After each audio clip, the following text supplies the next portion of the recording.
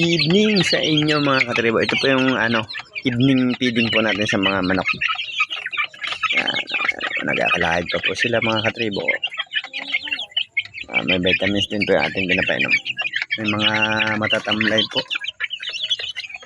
Sana mas marami ang mabuhay.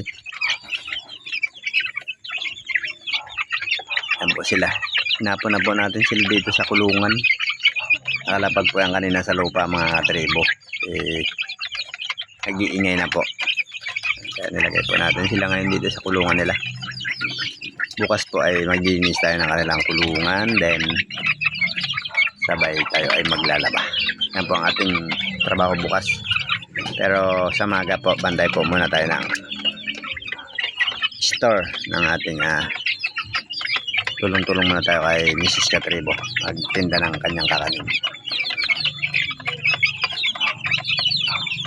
Dati po ay 24 yan, parang nagpahinga na po yung apat, parang 20 na lang po yan. Ay 18 na lang po pala yan. Pinakawalan ko na po yung dalawang matamlay.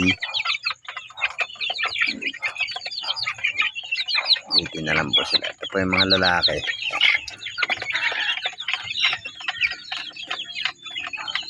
Marami pa rin po sila. Sana mabuhay na natin. Marami tayong pang alam nyo na po.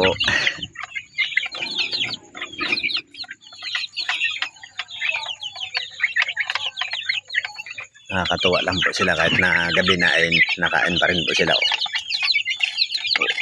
Lalapay pa po sila. Ito yung mga iba. Medyo matatamlay.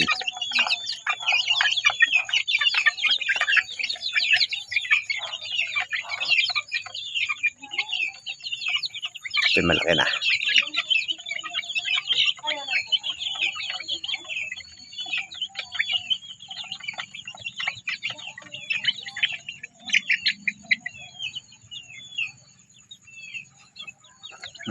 Bilis po sana nilang lumaki. Kung wala po sana silang hindi nagtatamlay, malaki na po sana sila mga katribo. Bilis din sana lumaki. Nakakatawa eh. Yan po kasi may tamlay sila. Yan, kasi hindi po tayo nag-vaccine. Ang binaksin lang po natin ay palpak. Dapat po pala ay complete vaccine ang mga sisiw para healthy sila. Katulad po niya yung dalawa po malungkot Yan po yung ating naabel na itlog AA Bangis Game Farm. Tinry lang po natin mag alaga din ng medyo may quality naman po. Tsaka dyan na rin po yung kay Uncle, hindi niya rin po kinuha. Pero ilan na lang po natira. Ay hina po yung sisiw. Galing doon sa farm na kinuha na nila. Yung labas po.